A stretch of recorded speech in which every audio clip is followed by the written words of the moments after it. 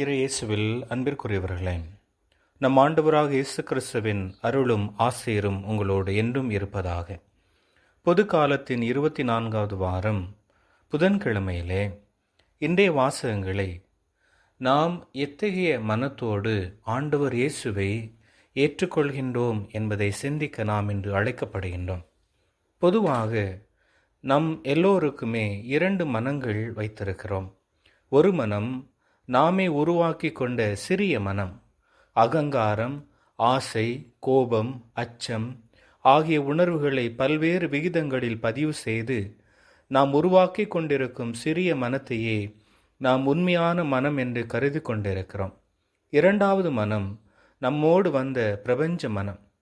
நாம் வெறும் சாட்சியாக நின்று எண்ணங்களற்று பற்றற்று ஒன்றை கவனிக்கும் போது அது செயல்படுகிறது. இன்னும் சொல்லப்போனால், நம் வீட்டிற்குள் எரியும் விளக்கை அணைத்தால்தான் வெளியே பரவிக்கொண்டிருக்கும் பூரண நில ஒளி அறைக்குள் ஊடுருவ முடியும்.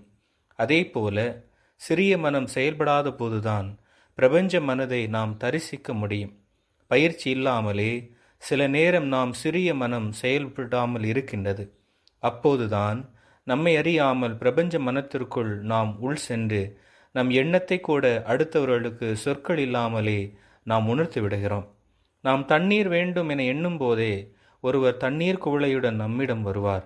இது எதேச்சையாக நிகழ்ந்தது அல்ல, நம் பிரபஞ்ச மனம் செயல்பட்டு இருக்கின்றது என்பது பொருள். நம் மனம் பெரிதாக விரியும் பொழுதுதான் நம்முடைய உலகமும் விரிவடைகிறது. அப்பொழுது உலகிலுள்ள எல்லா பொருட்களும் நமக்குள் ஒரு பகுதியாக ஆகிவிடுகின்றது. இதைத்தான் இன்றைய நற்செய்தியிலே ஆண்டவர் இயேசு தெளிவாக சுட்டி காட்டுகிறார்.